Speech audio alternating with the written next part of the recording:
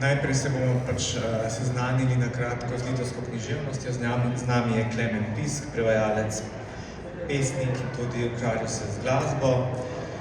Prevaja iz poljščine in litovščine. V glavnem, sem še kakšen jezik spustil. Dober večer, ja. V zadnjem času tudi iz finščine in iz češčine in latviščine. No. Ampak v glavnem večino knjig doslej iz poljščine in litovščine. No, bomo ostali pri litovščini, da nas ne bo zaneslo kam predaleč. Zanimivo je, recimo, da si prevajal iz poljščine Karola Vojtijo in zadnje čase pa uspešnico Veščec. Ampak z poljske književnosti kdaj drugič, danes smo tukaj, da se pogovarjamo o litovski književnosti, v kateri se praktično nikoli ne. Pa me zdaj samo zanima za začetek, da čisto osnovni problem, kako si prišel do litovščine in kako si vztrajal v litovščini in kaj je zanimivega na tem področju? Torej, v začetku 90-ih let sem študiral slovenščino in tudi slavistiko, ampak takrat sem se predvsem ukvarjal s poljščino in do litovščine sem prišel prek poljščine. Vemo, da je Poljska in Litva sta kulturno zelo povezani in tako da sem se že takrat, že v 90-ih letih sem se hotel učiti litovsko, izposodil sem si nek star sovjetski učbenik, ampak tisti mi ni bil kaj preveč v pomoč, ker prva lekcija se je glasila Aš komunistas kur tavo partinis biljetas. Jaz sem komunist, kje je tvoja partijska knjižica. Tako absurdni so bili ti sovjetski učbeniki. Tako da sem za nekaj časa litovščino zamrznil in potem pa sem dobil kot pisatelj štipendijo leta 2006 in takrat sem se že malo učil litovščino in sem rekel, zakaj ne bi šel tudi živeti v Litvo, to bo najboljša možnost, da se naučim litovsko. Seveda pa sem si tudi, ker sem bil navdušen nad jezikoslovjem, sem tudi to je bila še neka dodatna motivacija, poleg te kulturno-poljsko-litovske naveze je bilo jezikoslovje še dodatna motivacija, da se naučim tega litovskega jezika, ki je eden najpomembnejših jezikov za jezikoslov, za indoevropeiste.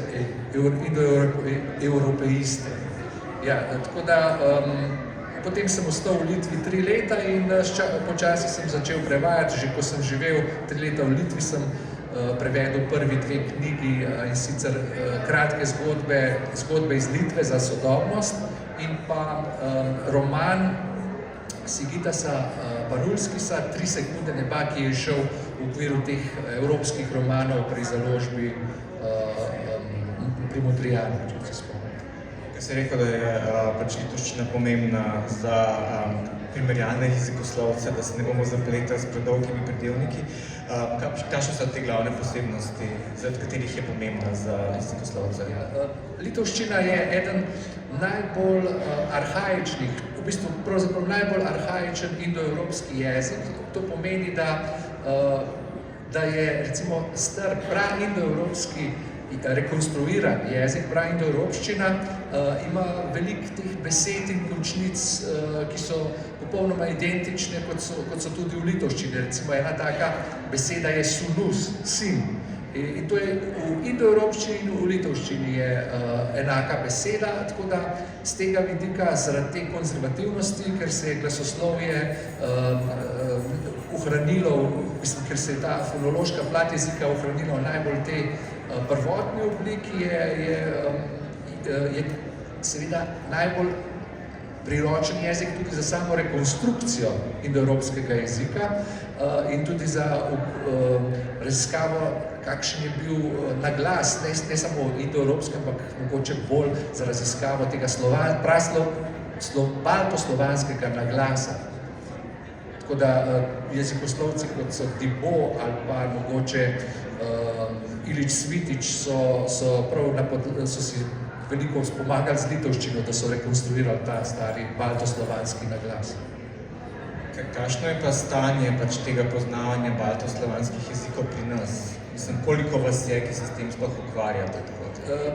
Ja, pred mogoče še 20 leti bilo je še nekaj prevajalcev, lektorica Lucija Štamulak, ki je bila lektorica v Litvi, v Vilnusu, v Vilni, in pa tudi prejšnja lektorica Barbara Pavlovec, se mi zdi, sta obe prevedli nekaj besedil iz litovščine v slovenščino, ampak ker oni dve nista poklicni prevajalki, tako da se potem, kot sem zasledil, nista več s prevajanjem ukvarjali. Tako da sem jaz zdaj praktično edini, ki prevajam iz litovskega jezika, kar je v bistvu bi bilo dobro, da bi bil še kdo, a ne? Samo čeprav treba je pa vedeti, da vendarle verjetno je težko, mogoče niti niso potrebe take, da bi lahko, da bi izšlo še več litovske književnosti, kot je v tem trenutku izide, ker v tem trenutku moram reči, da sem v zadnjem času prevedel res ogromno litovskih knjig. Res da večinoma mladinskih in tudi slikanic, ampak vseeno stanje se je v zadnjem času zelo izboljšalo. A pa je bil kdo pred tabo, ki je že kaj prevedel, oziroma so prevajali iz poslednjih jezikov? Jaz sem prevedel prvi roman iz litovščine v slovenščino, neposredno iz litovščine v slovenščino, tudi prvi roman, prvo knjigo neposredno iz litovščine v slovenščino. So bili pa posredni prevodi, in sicer je bil roman preveden v slovenščino, litovski roman je bil v slovenščino preveden iz madžarščine. Zanimivo, to je bilo v začetku 90-ih let, takrat je bila Litva najbolj aktualna, potem je Veno Taufer je prevajal Tomasa Venclovo iz angleščine. Tako da takrat, ko je Litva ko je spet pridobila samostojnost, takrat v tistem času je bila velika potreba, ampak ni bilo pa še prevajalca, ki bi direktno prevajal iz litovščine v slovenščino. In kakšna pa je, recimo, približno literarna scena tam, je podobna naša, ali država daje tudi podpore za prevajanje v tuje jezike, iz litovščine v tuje jezike, obratno? Mislim, Slovenija je bila res častna gostja na Frankfurtu lani in se je ogromno vložilo v to promocijo, kako je pa v Litvi? Ja, v Litvi imajo tudi neke vrste agencijo, to je Litovski kulturni inštitut, Lietuvos kultūros institutas, ki podpira prevode v tuje jezike iz litovščine. Tako da moram reči, da večino mojih prevodov, sicer ne vse, nekatere moje prevode je podprla tudi Evropska unija, potem so bila še druga sredstva, ampak moram reči, da ta fundacija zelo dobro podpira litovske avtorje in je tudi zelo uspešna. Oni so bili častni gostje Frankfurta že kakšne 15 let, pred nami mogoče celo 20, zdaj točno nimam podatka, mogoče, in takrat se je začel ta razmah teh prevodov sodobnih litovskih avtorjev, ki so vsekakor zelo zanimivi in dobro sprejeti. Jaz bi vsekakor, moram pa reči tudi, da mi je bila veliko uporo v Sloveniji, tukaj založba Sodobnost, ki je na začetku izdala največ teh prevodov in mogoče verjetno jih še vedno največ prevodov izda iz litovščine. Tako da sem imel srečo tudi s tem, da sem našel v Sloveniji založbo, ki je imela razumevanje za odlične litovske avtorje, ki so seveda zelo kakovostni in tudi mednarodno uspešni. Če omenim sploh en najbolj prepoznavnih pesnikov, tudi kandidat za Nobelovo nagrado Tomas Venclova je kar dobro znan v Sloveniji, dobil je tudi nagrade, nagrado Vilenica, bil je častni gost festivala Dnevi vina in poezije. Potem je tukaj še pesnik Evgenijus Ališanka in to so precej znana, mednarodno uveljavljena imena in zelo sem vesel in veliko čast mi je bilo, da sem imel to možnost, da jih prevajam. Kje so pa recimo danes kakšni najpomembnejši avtorji, avtorice, ki recimo bi bili zanimivi za slovenske bralce, oziroma ali pa kaj od tega, kar si ti prevedel, recimo za odrasle na otroško, bomo šli malo kasneje, bi recimo ti izpostavil, kaj ti bilo najbolj všeč? Ja, zdaj, v zadnjem času sem prevedel zgodovinski roman o Petru Velikem in pa o njegovi ženi Katarini I, carici ruski. Ta roman, moram reči, je bil zelo odlično sprejet v Litvi in tudi v Sloveniji je mnogo bralcev ga je z navdušenjem sprejelo, tako da ta knjiga je bila, lahko rečem, v zadnjem času, to je roman v 2 delih, je bila mogoče najbolj opažena od vseh teh stvari, kar sem jih jaz iz litovščine za odrasle mogoče prevajal. In so pa seveda, je pa mogoče edino tukaj je to, da je to vendarle bil žanrski roman, zgodovinski roman, ki je že a priori zanimanje za take romane je nekoliko večje, kot pa mogoče za kakšne bolj umetniške romane, bolj eksperimentalne, bolj, kako bi rekel, z nekaj več drznosti, ki bi si jih jaz želel prevajati, pa vendarle težko najdem založnika za te stvari.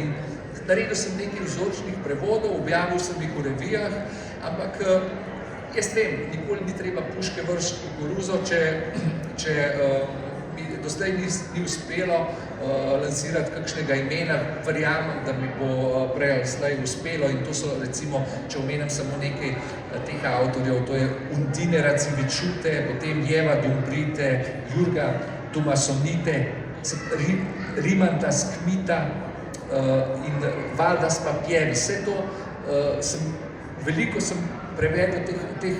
naredil teh vzorčnih prevodov, ki pa zdaj upam, da bojo našli kakšno založbo.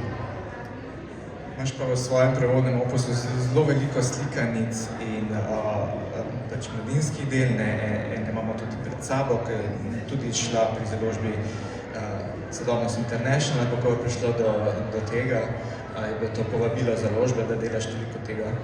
Ja, moram reči, da založba Sodobnost zelo dobro sodelujem in založba v glavnem ima svoje pobude za te slikanice.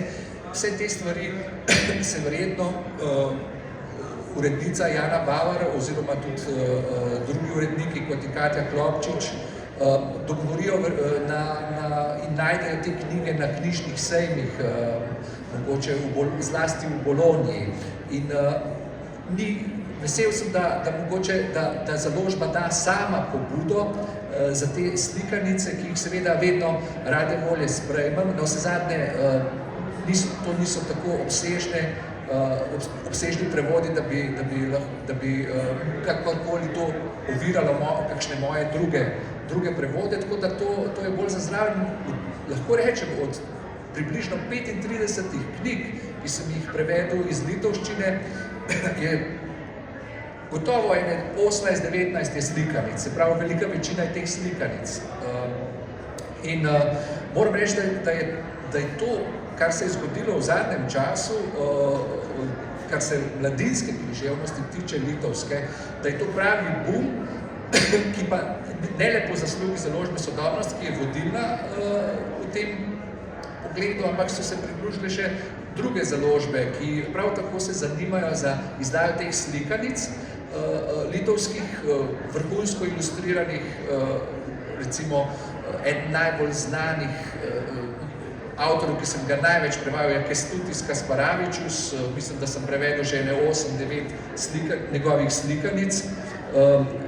Tako da lahko rečem, da sem zelo vesel, da sem del te, kako bi rekel, nekakšne eksplozije litovske mladinske književnosti v Sloveniji, ki ni tako samoumevna, tukaj, kot sem rekel, treba imeti založbe, ki imajo razumevanje in posluh za litovsko književnost, po drugi strani pa je tudi podpora iz tujine, iz Litve in Evropske unije je v zadnjem času boljša in opažam, da je veliko lažje predstaviti kakšnega litovskega mladinskega avtorja v Sloveniji, kot je bilo recimo pred 10 leti. To me zelo veseli, da se te zadeve malo odpirajo. Tukaj imamo sicer dva izvoda, ampak gre v resnici za eno knjigo. Ena zgodbica se začne na eni strani, druga pomoč pa knjiga obrne, druga zgodbica pa na drugi. Gre po nekem Tinčku, ki ne vemo, ali res ne sliši, ali res ne vidi, ali se dela, da ne sliši, ali se dela, da ne vidi. To je pač večno vprašanje, kaj se pač odmota po otroški glavi. Konec je pa seveda odprt, najbolj primerno tudi za debato s samimi otroki, kaj si mislijo o tem Tinčku. Ja, ta knjiga je zagotovo nekaj posebnega in moram reči, moja hčerka je tudi v teh letih, ki že berejo te knjige, je bila kar malo šokirana, ampak po ene 2-3 branjih je vzljubila to knjigo, tako da bi rekel, ni to na prvo žogo za otroke. Treba z neko subtilnostjo predstaviti otroku tudi to knjigo, da takšno knjigo vzljubi, ker ne gre za neko klasično zgodbo. Ja, ker ne veš, ali je pač otrok muhast, ali je pač ima tako bogato domišljijo. Ena od interpretacij je tudi ta, da naj bi imel te težave v razvoju, da lahko bi imel kak sindrom avtizma ali kaj podobnega.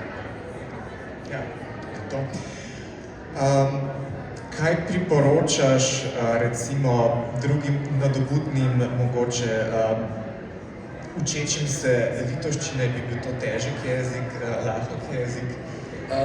Ja, moram reči, v primerjavi s finščino, v katero sem se poglabljal v zadnjih 10 letih, je bila litovščina precej lahek jezik.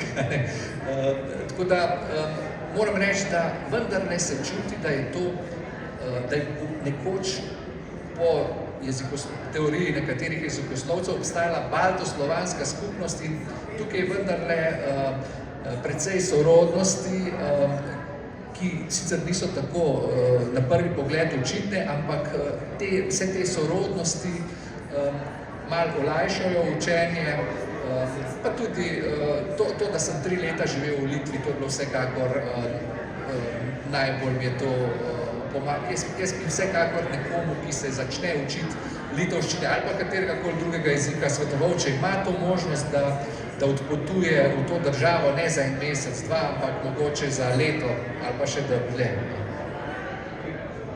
Ja, vsekakor bi bilo dobrodošlo, da se pač ta znanja še malo razširijo, da ne bo zdaj vse bogatstvo, ki ga je treba pokazati v slovenščini, slonilo na enem človeku. Ja, jaz moram reči, da imel sem dosti poguma, drznosti, da sem res zunaj tega sistema šolskega, da sem se sam odločil in sem se tukaj učil. Glede na to, da ni možnosti študija litovščine ali pa latviščine, je treba res malo poguma, pa se tudi takih jezikov mogoče naučiti in iz njih prevajati. Hvala, Klemen Pisk, za ta, da si ravno kratek, ampak vseeno kar koncizen in jedrnat pogovor, iz katerega smo izvedeli vse. Vsega nismo izvedeli, ampak veliko o litovščini in o stanju litovske literature in tudi o možnostih izdajanja litovske literature v Sloveniji, ker očitno obstajajo. Tako da se očitno ni treba bati, da tega še ne bi bilo v prihodnje, tako da najlepša hvala. Hvala za povabilo, hvala vsem.